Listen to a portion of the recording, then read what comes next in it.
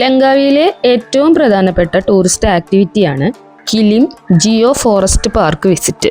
ഒരു 1 day full പ്രോഗ്രാമാണ്. ഞാൻ താമസിച്ചിരുന്ന ഹോട്ടലിൽ നിന്ന് തന്നെ ബുക്ക് ചെയ്തു. രാവിലെ പിക്ക് ചെയ്യാൻ വേണ്ടി ക്യാബ് വന്നിരുന്നു. സൗത്ത് ഈസ്റ്റ് ഏഷ്യയിലെ യുനെസ്കോ നെറ്റ്വർക്ക് റെക്കഗ്നീഷൻ കിട്ടിയിരിക്കുന്ന ആദ്യത്തെ ജിയോ പാർക്കാണ് കിലിം ജിയോ ഫോറസ്റ്റ് പാർക്ക്. കണ്ടൽക്കാടുകളിലെ കൂടെയുള്ള ബോട്ട് യാത്ര തുടങ്ങുന്നതിന് മുമ്പ് ഗൈഡ് കുറേ ഇൻസ്ട്രക്ഷൻസ് തന്നു. ഫസ്റ്റ് ലൊക്കേഷൻ ബാഡ് കർവ് ആയിരുന്നു. നിറയെ വവ്വാലുകൾ തൂങ്ങിക്കിടക്കുന്ന ഇരുട്ട് നിറഞ്ഞ വലിയ ഒരു ചുണ്ണാമ്പുകൽ ഗുഹ. അവിടെ നിന്ന് നേരെ ഫിഷ് ഫാമിലേക്ക്. ഒരുപാട് വെറൈറ്റി മീനുകളെ കാണാനും അവയ്ക്ക് ഭക്ഷണം കൊടുക്കാനും വേണ്ടി സജ്ജീകരിച്ചിരിക്കുന്ന ഒരിടം. ഉച്ചഭക്ഷണം നേരത്തെ ഓർഡർ ചെയ്തിട്ട് പോകണമായിരുന്നു. ഒഴുകി നടക്കുന്ന ഒരു റെസ്റ്റോറൻറ്റ്. പാക്കേജിൽ ലഞ്ച് ഇൻക്ലൂഡഡ് ആണ്. എങ്കിലും സ്പെഷ്യലായിട്ടുള്ള സീ ഫുഡ് എന്തെങ്കിലും പറഞ്ഞാൽ അവർ പ്രിപ്പയർ ചെയ്ത് വെക്കും. അവിടെ നിന്ന് നേരെ ആൻഡമാൻ സീയിലേക്ക് കയറി. അതൊരു ഭയങ്കര എക്സ്പീരിയൻസ് ആയിരുന്നു.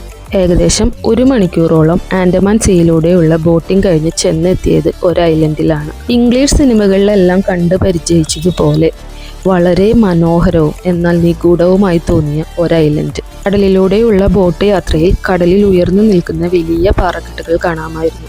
അത് തായ്ലൻഡ് ആണെന്ന് നമ്മുടെ ഗൈഡ് പറഞ്ഞു. ഈ യാത്രയിലെ അടുത്ത ഒരു അട്രാക്ഷനായിരുന്നു ഈഗിൾ വാച്ച്.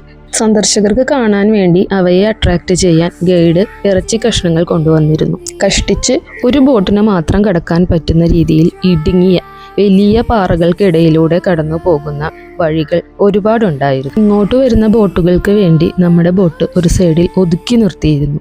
ഇതുവരെ കാണാത്ത തരത്തിലുള്ള ഒരുപാട് സസ്യങ്ങളും ജീവികളെയും കണ്ട് രാവിലെ മുതൽ വൈകുന്നേരം വരെയുള്ള കണ്ടൽക്കാടുകളിലൂടെയുള്ള ഈ യാത്രയോർമ്മകളിലെ ഏറ്റവും പ്രിയപ്പെട്ട ഒന്ന് തന്നെ.